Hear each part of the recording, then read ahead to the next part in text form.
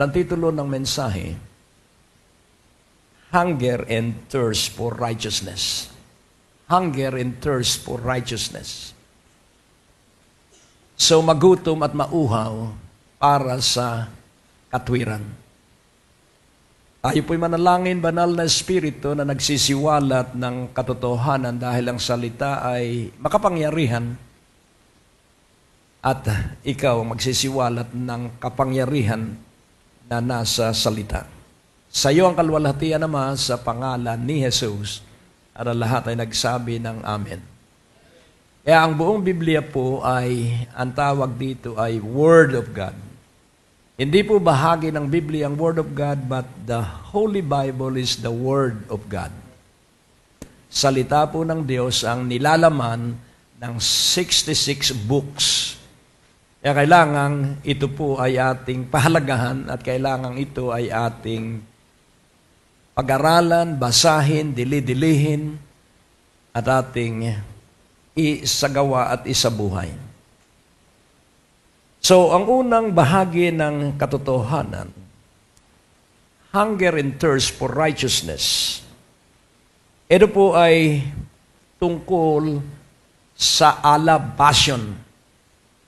At ang pangalawa ay fervency, o yung hindi tumitigil sa paghahangad. At laging tandaan natin, it is only righteousness that will exalt a nation. Katwiran lang ang mag-aangat sa isang bansa. Kung ito'y totoo sa isang bansa, ang katwiran lang mag-aangat sa isang pamilya. At kung ito ay totoo sa pamilya, ang katwiran lamang mag-aangat sa isang tao. It's only righteousness that exalt a nation, and also, I believe, it is righteousness that will exalt my family, your family, and family start singly dun sa isang miyembro ng isang pamilya. So, righteousness, personal righteousness, will exalt a person. Kaya napakaganda at napakahalaga na ikaw ay mag-alab. At kailangang hindi po basta yung panalangin na parang dalian. Kailangan po ang panalangin ay hindi ka titigil hanggat hindi mo nakakamit yung katugunan sa iyong panalangin. Huwag kang titigil hanggat hindi mo napagtatagumpayan ang iyong mga labanan. Amen po ba? At laging tandaan mo po, kung si Winston Churchill ay sa pamamagitan ng kanyang boses in the airwave, ikaw at ako ay may kapangyarihan through prayers. Sabihin mo, ang panalangin hindi madalian. Kaya sabi ng Panginoon, kung kayo mananalangin, enter into the closet of your prayer. Closet. Ano po ang closet? Yung hindi ka madidisturb. Kaya napakahalaga po na kung ano man yung lugar sa iyong bahay na walang tatawag ng iyong panahon, ay gugulin mo po yun. More time in prayer, more power every day. Mas maraming oras ng panalangin, mas malaking kapangyarihan sa maghapon. E napakahalaga po na tayo po ay matuto sa buhay ng pananalangin. Life in the Spirit, ang first na lantad na ugali ng isang nabubuhay sa Espiritu, ay ang kanyang prayer life. At ito po ay pwede mong iusal ng lihim sa isip mo pa lang at makakaranas ka ng mga katugunan sa iyong panalangin. May panalangin malakas na boses, pero marami ang panalangin walang boses. Kaya magsanay po tayo doon. So, ang una, ating pag-uusapan dito, ang bahagi na gagawin ng Diyos, ang bahagi mo, at ang bahagi ng mga anghel. So, nais kong makita mong mabuti ang bahagi ng Diyos, ang bahagi natin, at ang bahagi ng mga anghel. Nais kong iyong makitang mabuti na sa buhay na ito ay meron pong buhay ng panalangin. So, ang may hawak ng katugunan sa panalangin ay ang Diyos. Our rewards is in the hand of God. Our blessing will be commanded by God. And the Holy Spirit is the one who will give us kung ano ang gustong gagawin ng Diyos sa iyo at sa akin sa bawat araw. Laging tandaan mo po ang tatlong katotohanan. Success is from God alone. Success is from God alone. And He direct and He disposes. Tingnan po natin sandali kung tama ang alaala ko sa Proverbs 16 verse 2. Proverbs 16:2. And the ways of a man are clean in his own eyes, but the Lord weigheth the spirits. So dito makikita po natin, magtatagumpay lamang tayo kung ang kalooban ng Diyos ang ating isasagawa. Sa verse 16,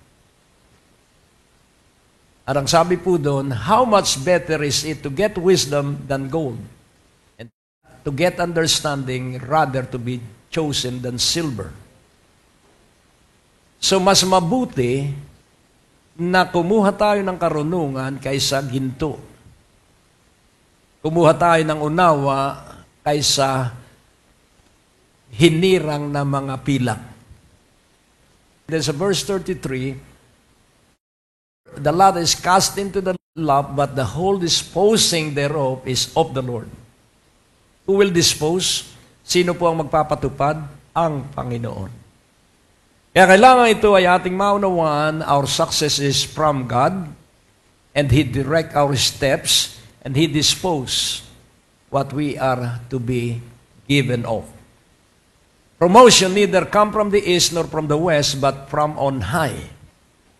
Kaya ang ating gagawin ay ating kilalanin ang bahagi ng Diyos sa Kanyang pangako. At tayo po ay magsisiruin sa simpleng-simpleng pangako. At kailangang maunawaan nating mabuti na ang Diyos po ang siyang nagbibigay ng lahat ng pagpapala. Amen po ba? Kaya nga, kailangan ating unawain sa Matthew 7, verse 7. Matthew 7, verse 7. Ask, and it shall be given you. Seek, and you shall find. Knock, and it shall be opened unto you. Kadalasan po tayo kung manalangin, Panginoon, bigyan mo nga po ako nito. Tapos na. Ang ginawa lang natin paghingi. Hindi tayo tumuloy sa pangalawang level. Seek. Ano po ang seek? Persist. Huwag kang aalis ng prayer closet hanggat hindi mo natitiyak na narinig ka ng Diyos. Ulitin kong muli, huwag kang lalabas ng iyong prayer closet hanggat hindi mo natitiyak sa iyong puso na narinig ka ng Diyos. Sa Psalms 91 verse 1, He that dwelleth in the secret place of the Most High shall abide under the shadow of the Almighty. What is the secret place of the Most High? Ito po yung kanyang tinitigilan ng kanyang presensya. Sa lumang tipan po ang tinutukoy na secret place ay ang templo. Subalit, si David for 24 years ay fugitives. At si David ay nasa kagubatan, nasa kasukalan. So saan ang secret place ni David? Sa kanyang prayer place, kung saan man doon sa gubat. Saan nananalangin ang Panginoong Jesus? Sa ilang. Maalis siya sa karamihan, pumupunta siya sa ilang, malayo sa mga kanyang mga kasamahan. At siya ay nananalangin. Yun po ang secret place of the Most High. Ang secret place of the Most High is our prayer place. Kaya huwag kang titigil sa panalangin, sanayin mo na mag-alab ka sa pananalangin. At huwag hingi lang, kailangang sundan mo ng seeking. At ang kasunod ay knocking. So seeking is persistence and knocking is perseverance. Kung ikaw rin lamang ay hihingi na hindi mo pinaniniwala ang narinig ka ng Diyos, ay tumigil ka na, mapapagod ka lang. Kailangan pag ikay humingi, paniwalaan mong natanggap mo. Kung kagalingan ng iyong hinihingi, paniwalaan mong magaling ka na. Amen? So, laging tandaan mo po, we were not designed for defeat. God designed us for victory. Ang pagkalikha po natin ay hindi sa katalunan, linikha tayo para sa tagumpay. At kailangan maraming tagumpay kang kukunin sa bawat araw. Amen? At ang sabi po sa Matthew 7:8, ano po ang sabi? At ang sabi po doon, for everyone that asketh, receiveth. And he that seeketh, findeth. To him that knocketh, it shall be opened. Wow! So ibig sabihin, pag tayo humingi, sarado pa. Pag tayo humanap, sarado pa. Pero pag tayo kumatok, bubuksan. Amen? So, yun pong knocking ay pagpapakita that you really meant what you are asking. Talagang bukal sa puso mo na gusto mo na kung hindi ka pa nagkakaanak at 5 taong ka ng kasal, gusto mong mabuksan ang iyong sinapupunan. Hello? At kung hindi ka pa magkapera ng kailangan mong pera, huwag kang titigil. Huwag kang magpaparinig sa tao. Kailangan sa Diyos ka kumatok.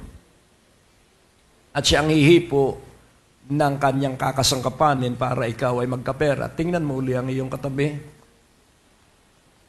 Hello? So, huwag kang mag-iisip ng tao, ito mapera, ito Panginoon, ito punta. hindi ganoon. Kung ano ang kapahayagan ng banal na Espiritu. Amen?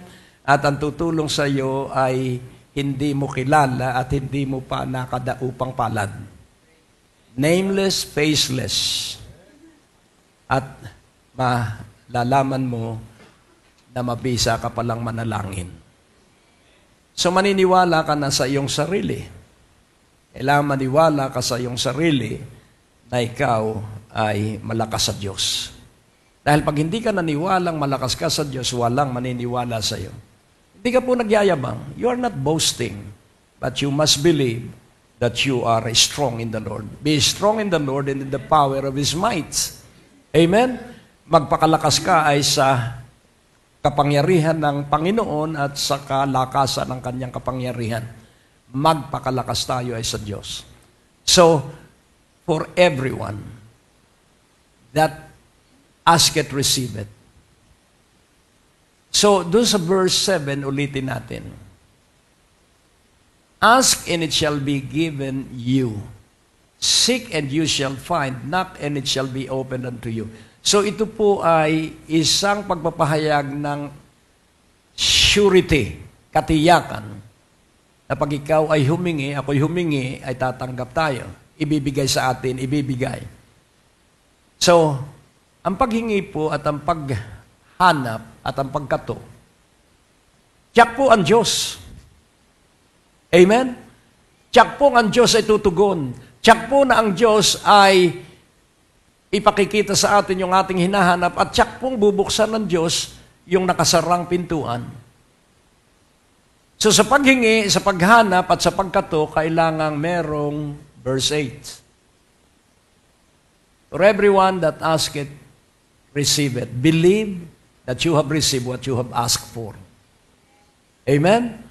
So meron pong napakahalagang elemento. Ang paghingi, kailangan naniniwala ka na natanggap mo na sa sandaling ikay humingi. Nakita mo na sa sandaling ikay naghanap. At bukas na ang pintuan sa sandaling ikaw ay kumatok. Kung kailan ako mahina, saka makapangyarihan si Kristo. So kailan magiging makapangyarihan si Kristo? Sa buhay ni Pablo, lumakas ang kapangyarihan ni Kristo nung panahon na siya mahina. Kaya kung ikay mahina, good for you. Mararanasan mo ang kalakas at kapangyarihan ni Kristo kung ikaw ay hihingi, ikaw ay hahanap, at ikaw ay kakatok. Sabihin mo, kumatok ka na. Amen. At tiyak na patok ang katugunan sa iyong panalangin. Kumatok at patok ang magiging katugunan sa iyong panalangin. So, ngayon ating unawain. So, God's part, and then our part and the angel's part. So, ano ang gawain ng mga anghel? Angels are expediter of answers to our prayer. Ang mga anghel po ang nagdadala ng mga katugunan sa ating panalangin. Kaya sabi nga ni Gabriel, Daniel, na kinalulugdan ng Diyos, 21 days bago ako nakarating sa iyo. Pero nung araw na ikay manalangin, nasa Daniel 9 po yun. Nung araw na ikay manalangin, narinig ka na ng Diyos. At dala ko na ang mensahe sa iyo. Amen? Hallelujah! Wala pong nasasayang na panalangin. Sabihin mo sa iyong katabi, walang nasasayang na panalangin. Hallelujah! Kaya nga, kailangan lahat tayo mananalangin. Kung lahat tayo mananalangin, puno na ito sa susunod na Huwebes. Amen? Dahil ikaw ay makahihikayat ng mga tao dahil idadalangin mo sila. Idalangin mo yung mga taong may problemang lumalapit sa iyo at sabihin mo sa pangalan ni Jesus. Laging ipagmalaki mo ang pangalan ng Panginoong Jesus. Amen? So, ngayon ating unawain. So, ang ating bahagi ay personal na panalangin. So, our part, yung number 1. Our part is what? We have to prevail in prayer. What is prevailing prayer? Hindi ka titigil hanggat hindi mo nakakamit yung katugunan sa iyong kahilingan. Amen po ba? So, pagkatapos po nun, di kay maunlad na sa personal na panalangin, magkakasundo tayo. Sapagkat walang katuturang magkaisa tayo na hindi mo nararanasang personal ang kapangyarihan ng panalangin. Kaya pag nagkasundo tayo at ikay naniniwala sa husay at bisa at kapangyarihan ng panalangin, pag nagkaisa tayo, anuman ang ipagawa sa atin ng Diyos ay mangyayari. Because God will be involved. Amen? So, ngayon, ang ating bahagi ay personal, tapos united prayer, pagkakaisang panalangin, and then sundin natin ang gusto ng Diyos. Gusto ng Diyos na luwalhatiin niya ang kanyang sarili sa pamamagitan ng bawat isa sa atin. So ngayon, ano ang bahagi ng Diyos? Kailangan ito ay ating maalaala. So, simulan natin sa teksto sa Matthew 5:6. Matthew 5:6. At ang sabi po dito, blessed are they which do hunger and thirst after righteousness, for they shall be filled. Banal na Espiritu, ang kapangyarihan ng talatang ito ay makamit ng bawat isa sa amin. At ito'y mag-ugat sa aming espiritu at manatili sa aming isipan. At maisagawa namin sa pangalan ni Jesus. So blessed are they. Pinagpala, napakapalad, napakaligaya, nakaiinggit. Yun po yung blessed. Maligaya, napakapalad, pinagpala at nakaiinggit silang gutom at uhaw sa katwiran. For they shall be filled. So pansinin po natin, with the feeling of righteousness, tayo po ay magiging matibay at matatag. How shall you eat righteousness? How shall you drink righteousness? So makikita po natin, hunger and thirst after righteousness. So ang ibig po sabihin, ang katwiran ay kita natin at ating hinahangad na mapasa atin yung katwiran after righteousness. For they shall be filled. They which do hunger and thirst, they which do hunger and thirst after righteousness shall be filled. Shall be filled with what? Shall be filled with righteousness. So, tignan po natin sa John 16. Simulan natin sa verse 7.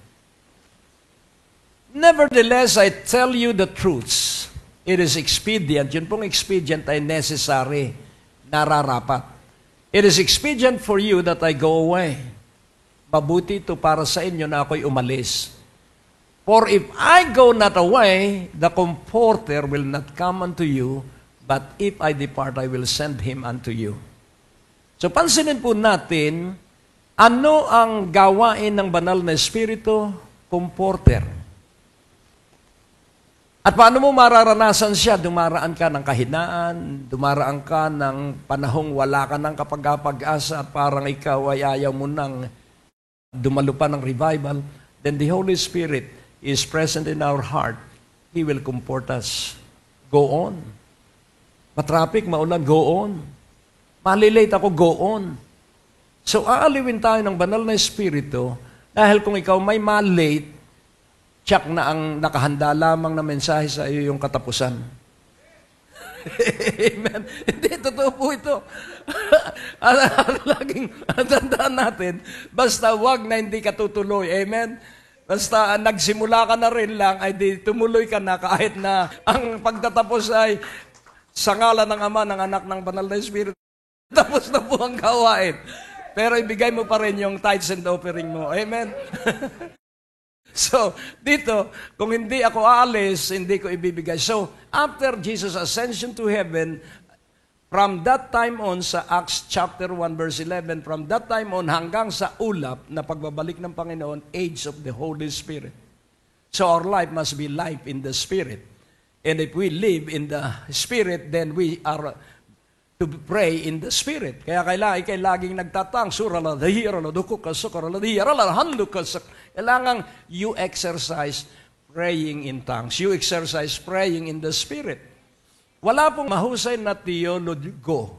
There is no such thing as excellent theologians without the power of the Holy Spirit.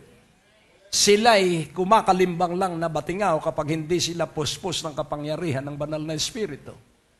E nais kong iyong maintindihang mabuti at marami ang galit dito sa katotohanan ito.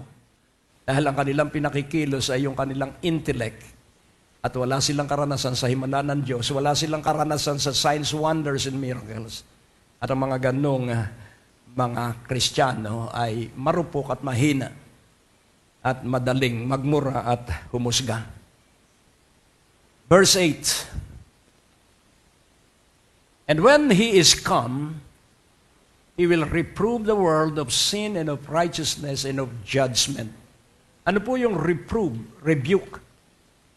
So, kaniyang sasansalain ang sanlibutan.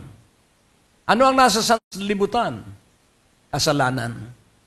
At kapag ang tao ay nasa kasalanan, wala sa kanya ang katwiran. At siya ay hahatulan. So the wages of sin is death, but the gift of God is righteousness. Ang kabayaran ng kasalanan ay kamatayan, subalit ang regalo ng Diyos ay ang katwiran. So ngayon, ano sa pagkaintindi ninyo, what is sin? Please define sin. Itanong mo sa iyong katabi, alam mo ba kung ano ang kasalanan? Tanong mo, alam mo ba kung ano ang kasalanan? O nagsinungaling ka kanina, kasalanan ba yun? Yung ba tinutukoy dito? Hindi. Ang kasalanan po ay nasa verse 9. Of sin because they believe not on me. Ang kasalanan ay kapag ang tao hindi sumasampalataya kay Jesus, kaya nagkakasala at nagsisinungaling.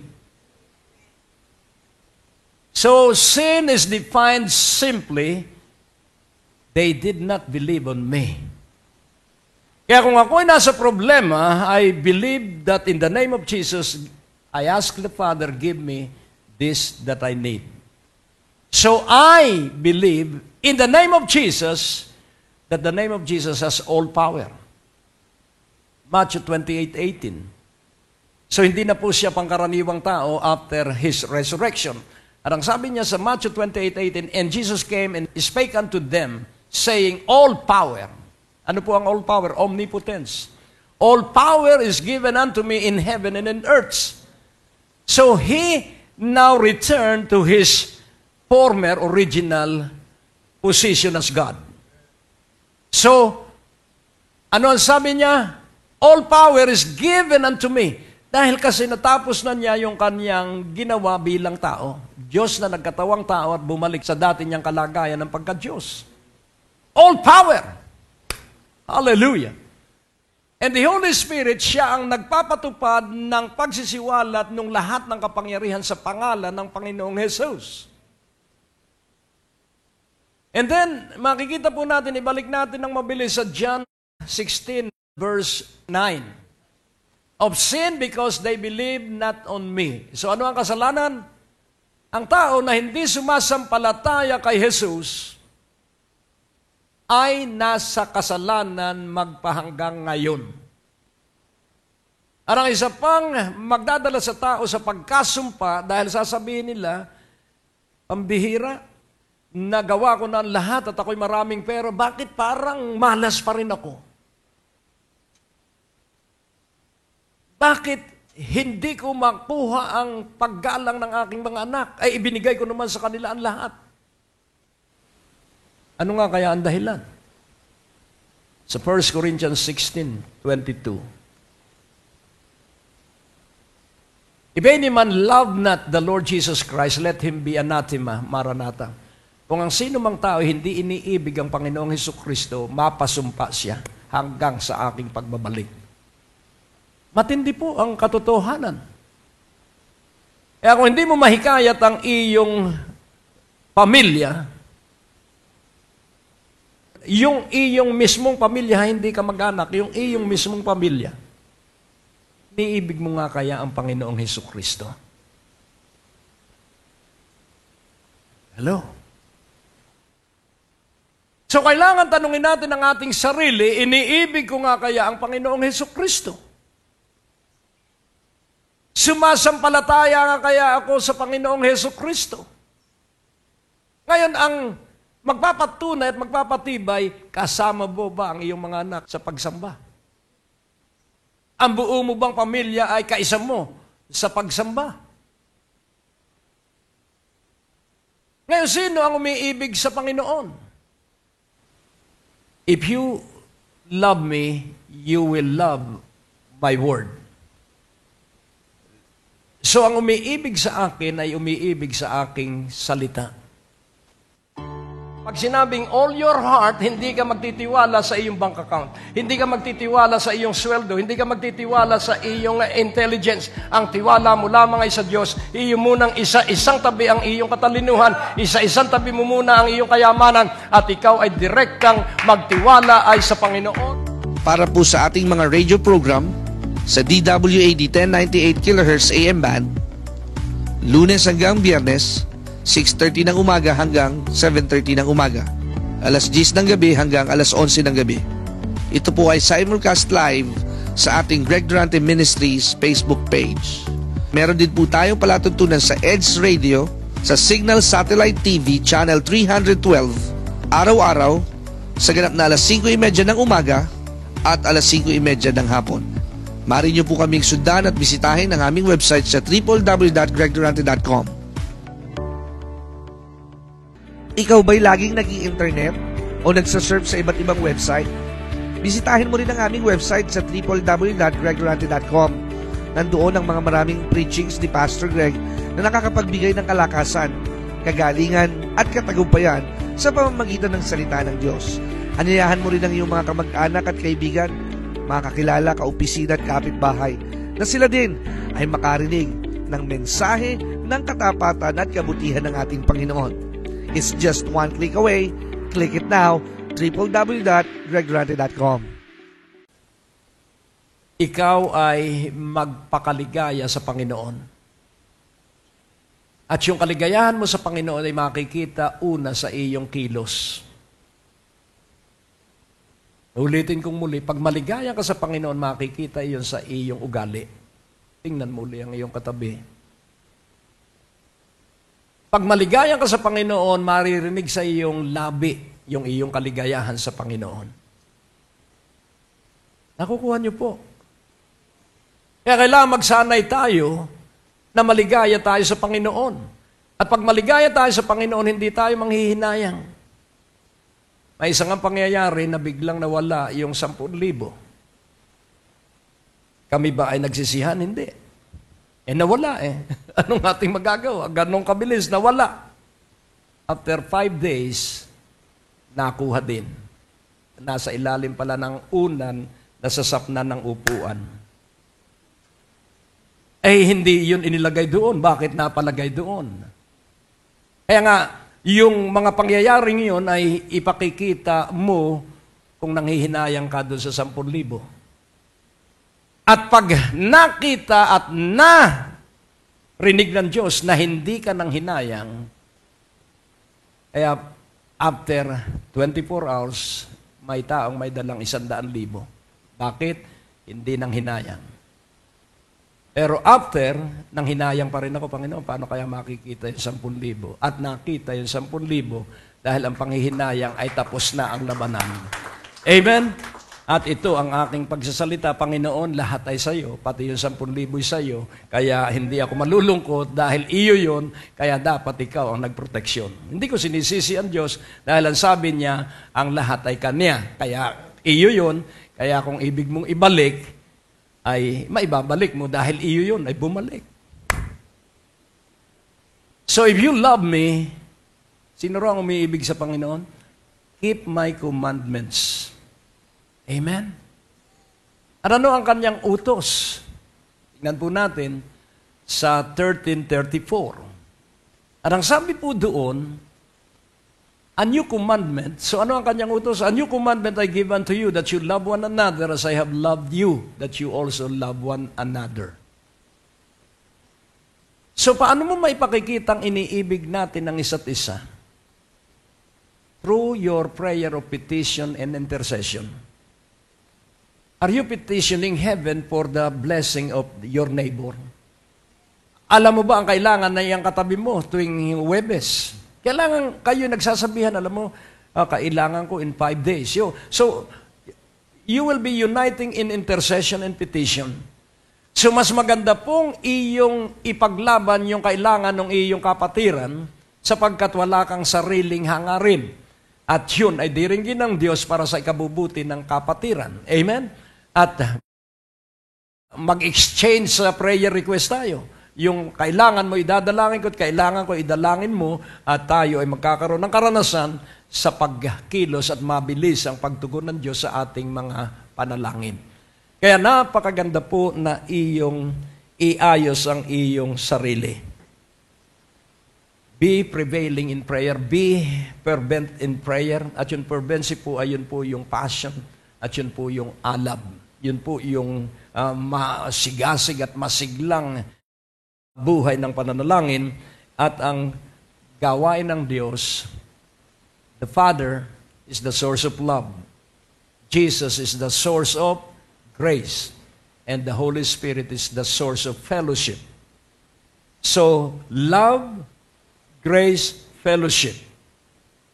So, kapag ikaw ay puspos ng grasya, yung pag-ibig natin sa Diyos ay uunlad.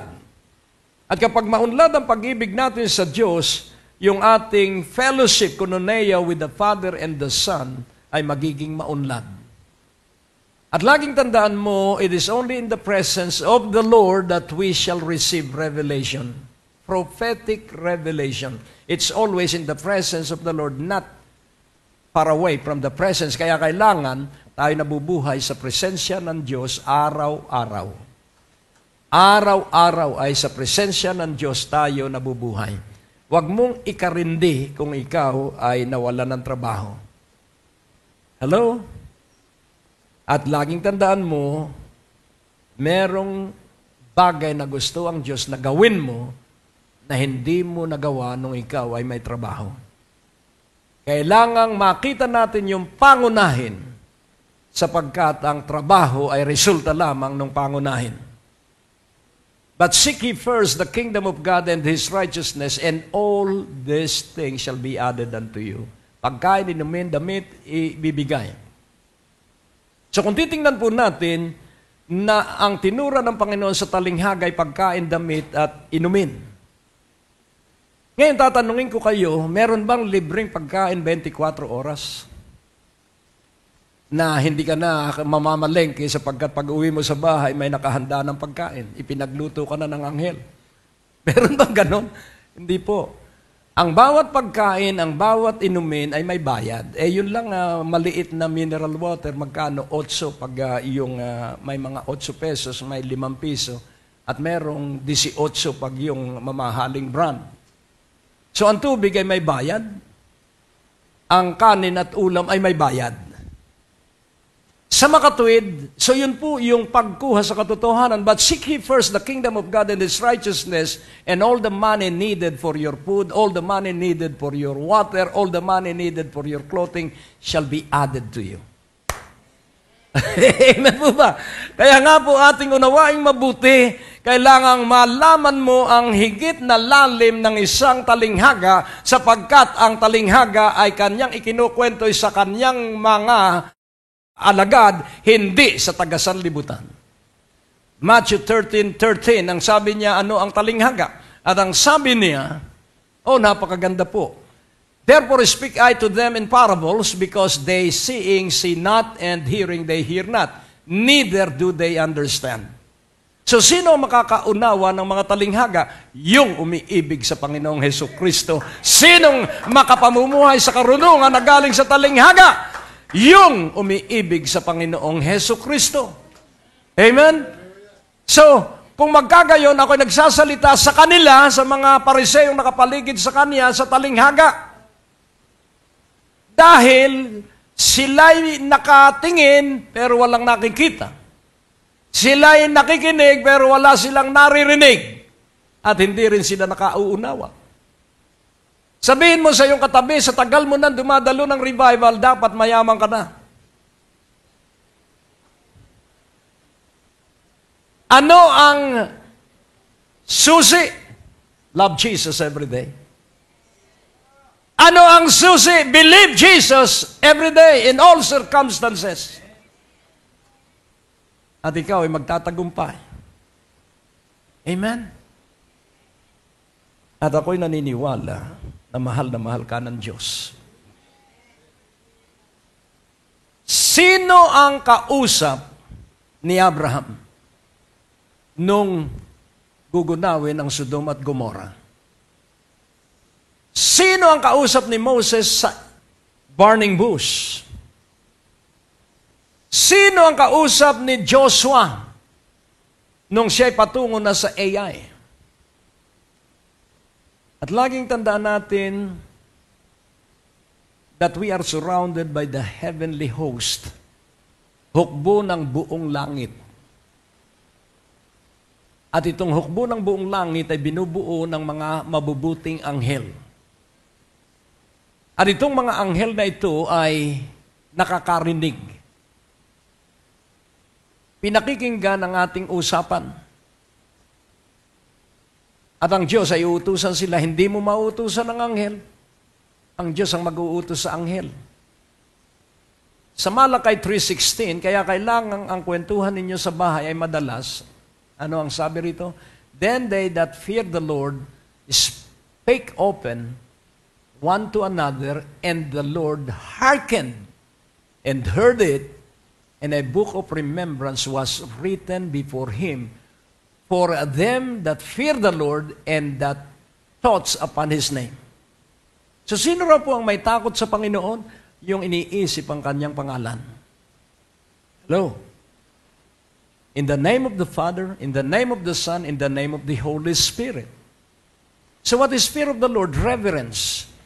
Mataas na paggalang at sukdulang pagsamba. Yun po yung fear of the Lord. May problema ka? Sa paningin ng mga tao ay napakalaki. Sabihin mo, kayang-kaya ito ng Diyos. Si Panaya ay naging matapang dahil nagpahayag ang Diyos sa kanya that God is a warrior God, that God is El Gibor. Nang ibig sabihin ang Diyos ang makikipaglaban sa labanan ng kanyang mga anak. Kaya nga po, kailangang maintindihan mong mabuti sino ang kabuno ni Jacob. Angel. Sino ang kausap ni Gideon? Angel. At ang sabi ng Diyos sa Numbers 14:28, kaya mag-iingat ka sa iyong sasabihin, because from your mouth you shall be blessed or you shall be punished. Say unto them, as truly as I live, saith the Lord, as you have spoken in mine ears, so will I do to you. Ang akala mo ay ikaw lang ang nakakarinig. Ang akala ng nagkukwentuhan sila lamang nakakarinig. Meron pong silent audience behind the scene. Amen. Meron pong hindi nakikitang nakikinig. At sino kaya iyon? Siya lamang ang may kapangyarihang tayo gantimpalaan o pigilin yung ating pagpapala. Sino ang nakikinig? Ang Diyos. At uutusan niya, kaya ang mga anghel niya, expediter. Nakikinig siya kapag naririnig niya na sinasabi mo, ito ang bayaran natin, napakaliit. Hello? Laging tatandaan mo, malaki ang Diyos. Sabihin mo, mas malaki ang Diyos sa lahat ng iyong suliranin. Kailangan bukang bibig mo, napakaliit, malaki ang Diyos. Napakaliit, malaki ang Diyos. Kailangan mawala ka sa panggigipuspos. Amen? Kailangan mawala ka sa panghihin at kalungkutan sa pamamagitan ng pagsasabi at paghahayag. Malaki ang Diyos. Amen? God is a big God, and we cannot measure Him because He is so big. Kaya napakaganda po. At ang sabi sa verse 10 ng John 16, ano po ang sabi? Of righteousness, because I go to my Father and you see me no more. So what is righteousness? Do you believe that Jesus is here? Wherever 2 or 3 are gathered, He is in the midst. Narito ang Panginoong Jesus. Amen? And that is righteousness. We believe that Jesus is here. Of righteousness, because I go to my Father and you see me no more. So Jesus is on the right side of His Father in heaven. So, sino ang naririto? Ang kanyang Espiritu. Amen. So, when you believe that Jesus is with us, that is righteousness. When you believe that Jesus has healed you, that is righteousness. When you believe that Jesus can provide for all your need, that is righteousness. So, ano ang katwiran? Ika'y naniniwala na si Jesucristo ang tanging kailangan mo sa buhay. And then sa verse 11, of judgment, because the prince of this world is judged. Kahit na ikaw ay magpahina-hina, kahit na ikaw ay manggipospos, God will not judge you. Hello? God will never be against any one of us. Because judgment is given to the prince of this world. Sino ang hinatulan ng Diyos? Si Satanas. Amen? At ikaw at ako ay pinalaya sa kapangyarihan ni Satanas. Kaya kung nagmaktol ka kanina, you are not under judgment. You need a mighty outpouring of the power of the Holy Spirit so that you can triumph against yung iyong panggigipuspos kanina. Amen. Kaya wag mong sasabihin, pag ikay nanghihin at hindi ka makatulog, ay ang diablo ang may kagagawan. No. Because the prince of this world is judge. Wala siyang karapatan sa sino man sa atin. Ang nasa bahay natin ay ang presensya ng makapangyarihang Diyos at naghihintay kung ano ang sasabihin mo. Naghihintay kung ano ang maririnig sa iyong bibig. Kaya kailangan kayo nagpapasalamat at ikaw ay nagpupuri sa Diyos anuman ang hindi mo maintindihan at huwag mo nang unawain. Dahil pag iyong inunawa, makikipagtalo ka pa sa Diyos at makikialam ang diablo. Ang tanging gawain natin magpuri at magpasalamat sapagkat tayo'y umiibig sa Diyos at tiyak kung kayo'y umiibig sa Diyos dahil tayo magkakasama pa hanggang ngayon. Amen. For all things work together for good to them that love the Lord and is called according to His purpose. And what is the purpose of our calling? To be conformed into the image of the Son. And how shall we be conformed to the image of the Son? Jesus passed through test and affliction. So we are passing through test and affliction not to be judged, but to be conformed into the image of Jesus Christ. It is the grace of God that we need. At makikita mo, sasabihin mo, kayang-kaya pala. Kaya pag ikaw ay hininga ng payo, ang sasabihin mo, kaya natin yan, magkasundo tayo sa panalangin. Hindi yung sasabihin mo, nako, alam mo, ako rin hindi ko maintindihan ng buhay. Sabihin mo, in the mighty name of Jesus, we shall live And we shall not die young. Nakukuha niyo po. At laging tandaan mo po na ang Diyos po natin napakabuti. Ang sabi ni John sa kanyang liham, I write to you, children. I write to you, father. I write to you, young men. So pansinin po natin, wala sinabi rong na edad. Hindi sinabi rong kung ano ang edad ng mga bata at hindi sinabi ang edad ng tatay at hindi rin sinabi ang edad ng mga kabataan. Pero ang sabi niya, not yet. I write to you, Father, because you know God from the beginning. So who is a father? Someone who believed God. From the moment that he was born again until he reached the cloud, he kept on believing in God. Amen? So, kailangan ng isang kabataan ay merong anointing of a father. Sapagkat ang isang taong nabubuhay na merong espiritu ng pagiging ama, lagi siyang magmamalasakit, lagi siyang mangangasiwa, at lagi siyang magpapatawad, at lagi siyang uunawa. Tingnan mo ang iyong katabi. Yun pong pagiging ama ay totoo sa lalaki at babae, sapagkat ang sabi ng Galatians 3:28, para maunawaan ninyo, para hindi kayo mag-mix up. At ang sabi po dito, there is neither Jew nor Greek, there is neither bond nor free, there is neither male nor female, for you are all one, in Christ Jesus. Wala nang pagkakaiba ang Hudyo at ang Griego, gayon din wala nang pagkakaiba ang alipin sa Malaya, gayon din walang pagkakaiba ang lalaki sa babae. Sapagkat kayong lahat ay iisa kay Kristo. Amen? For you are all one in Christ Jesus. Amen? So, sapagkat kayo'y isa kay Hesus Kristo. Kaya nais kong inyong gawing busy ang mga anghel mo. Sabihin mo sa iyong katabi, make your angels so very busy. Sa Hebrews 1:14, ano ba ang gawain ng anghel?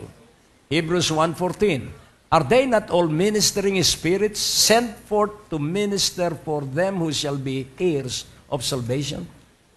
So ano raw ang gawain ng mga anghel? Ministering spirits. Mga espiritong naglilingkod sa inyo. Ipinadala para paglingkuran ang lahat ng mga tagapagmana ng kaligtasan. And we are heirs with Jesus. Amen? Kaya mga anghel ang nasa paligid natin. Kaya wag mo sasabihin, may demonyo, may demonyo. Abay, anak ka ng Diyos, walang demonyong makakaagapay sa iyo. Amen? Anak ka ng Diyos, kaya walang demonyong makakaagapay sa iyo. Of judgment, because Satan is judged. He is guilty and convicted of murder because he murdered an innocent man, Jesus Christ. Ang hinihintay na lang niya ay dalhin siya ng Bureau of Jail Management, dalhin sila sa dagat-dagatang apoy. At ayaw niyang mag-isa, kaya humahanap siya ng mga kampon. Amen. At gusto niya may kasama siya doon sa pag-iyak at pagtaghoy sa dagat-dagatang apoy. Kaya sabihin mo, ngayon magiging marubdob na ako sa pagliligtas ng mga kaluluwa. Hello? Kailangang magkaroon ka ng larawan sa hirap ng magiging kinabukasan ng mga makasalanan doon sa dagat-dagatang apoy. So your petition and intercession now is so powerful dahil meron ka ng pag-ibig. Fervency means that it is the result of your love. When you love soul to be one, then ikaw ay nagliliyab ang panalangin para sa kaligtasan at lumuluha ka para sa kaligtasan ng iyong idinadalangin. At ang iyong asawa ay hindi na magsasabong at manunugal. Ang iyong mga anak ay hindi na maglalasing. Ang iyong mga anak ay hindi na maglilimayon sapagkat you interceded and you raised the heart of God through your petition and intercession. At magtatapos tayo sa paraan ng panalangin. At ang sabi sa Ephesians 6:18, so that we can activate the angels that will expedite our answer to prayer. Praying always with all prayer and supplication in the Spirit, and watching thereunto with all perseverance and supplication for all saints. Kaya ang pagbabago ng mga tao ay makikita mo sapagkat tayo, sino ang mga banal? Ang lahat ng born again. Ang banal po'y buhay, hindi patay. Amen? Ulitin kong muli, ang mga santo po ay buhay at hindi patay. Nananalangin lagi ng lahat ng uri ng panalangin at pakikiusap sa kapangyarihan, patnubay at pamumuno ng Espiritu at pinagmamasdan na may buong katyagaan at pakikiusap ang pag-unlad ng mga kapatiran. So pag nanalangin ka ay nailalarawan mo sa iyong imahinasyon na iyang iyong katabi ay pinagpala at maunlad at matagumpay na. A picture is being drawn as you intercede. Amen? Kaya kapag ito ay nagawa, ano ang mangyayari? Sa Colossians 4:2. Pansinin po natin, continue in prayer. Ano ang sabi? Continue in prayer and watch in the same with thanksgiving. Pag ikay nananalangin na ang iyong asawa ay mag-alab ang pag-ibig niya sa iyo at sa Panginoon, magpasalamat ka na. Kahit hindi ka kinakausap, kahit na hindi siya sumasama sa iyo sa simbahan, magpasalamat ka na. Huwag kang titigil sa panalangin. Anong sabi rito? Continue in prayer. And what's in the same? Ano yung the same? Continue in prayer. What's in the prayer with thanksgiving? Iyong pagmasdan ang iyong kahilingan na may pasasalamat. And then sa Philippians 4, verse 4. Rejoice in the Lord always. Huwag po ninyo kalilimutan yung always. And again I say, rejoice. Magalak sa Panginoong lagi at inuulit ko, magalak. So, ibig ba sabihin ang nagagalak sa Panginoon ay walang problema? Ibig ba sabihin ang nagagalak sa Panginoon ay walang panghihina? No. Ano ang sabi sa verse 5? Let your moderation be known unto all men, the Lord is at hand. Ano po yung moderation? Matinong pamumuhay. Matinong pag-iisip. Let your moderation be known unto all men, the Lord is at hand. Na kahit na tayo ay may problema, kahit na tayo ay nanghihina ang katawan, magalak tayo sa Panginoon. Amen? At makita ng mga kasama natin na tayo ay may maayos na pamumuhay. At ano ang sabi? The Lord is at hand. Simply, the Lord is with you. Kailanman hindi tayo iniwan ng Diyos at kailanman hindi tayo iniwasan ng Diyos. Verse 6. Be careful for nothing. Huwag kang mabalisa sa anumang bagay. Kaya yung mga kabalisahan mo, yung pambayad mo sa makalwa, huwag kang mababalisa. At ano ang lunas sa pagkabalisa? But in everything by prayer and supplication with thanksgiving. PST. Prayer and supplication with thanksgiving. Sabay-sabay, PST. By prayer and supplication with thanksgiving, let your request be made known unto God. Amen? So ano raw ang pang-aalis ng worry and care? Prayer and supplication with thanksgiving. Panginoon, ako po ay nababalisa dito. Panginoon, aking ito po ay dinadala sa iyo. Hinihiling ko na alisin mo itong pagkabalisang ito. Ako'y nakikiusap at ako'y nagpapasalamat dahil ako'y lagi mong tinutugon. Make your request. Ano po yung request? Yung request po ay iyo pong isinulat na kailangan mo. Kaya sulat mo bago ka manalangin, ano ba ang kailangan mo? At sabihin mo, Panginoon, these are my request. Plural. Verse 7. And the peace of God, which passeth all understanding, shall keep your hearts and minds through Christ Jesus. So makakatulog ka ng mahimbing. Bakit? Dahil ang kapayapaan ng Diyos na hindi kayang maunawaan at di maliri ang mag-iingat sa inyong mga puso at sa inyong mga isipan sa pamamagitan ni Kristo Jesus. At makakatulog ka ng mahimbing. At bukas, ibigyan ka ng Diyos ng kapahayagan kung saan magmumula yung iyong kailangan. Amen! Hallelujah! Tayo po'y manalangin, O Diyos, aming Ama, dakil at napakabuti. Sa iyo ang kalwalhatian, sa iyo ang parangal at papuri, at bigyan mo ng katapangan ng bawat isang isa, buhay ang katotohanan ng kanilang narinig. At sila umunlad at maging marami. Sa iyo ang kalwalhatian, Ama, sa pangalan ni Jesus, at ang bawat isa ay sumigaw ng hallelujah. Amen.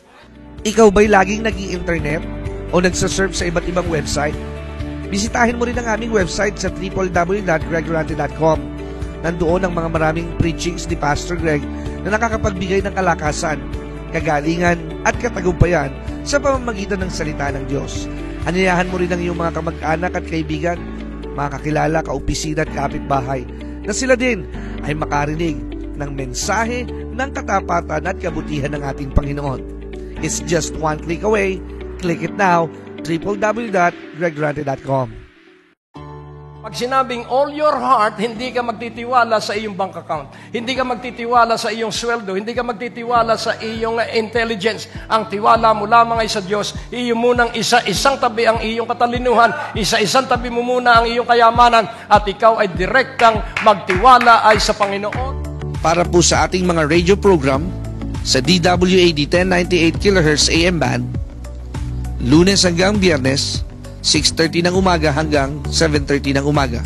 Alas 10 ng gabi hanggang alas 11 ng gabi. Ito po ay simulcast live sa ating Greg Durante Ministries Facebook page. Meron din po tayong palatuntunan sa EDS Radio, sa Signal Satellite TV Channel 312, araw-araw, sa ganap na alas 5:30 ng umaga at alas 5:30 ng hapon. Maaari niyo po kaming sundan at bisitahin ang aming website sa www.greggorante.com.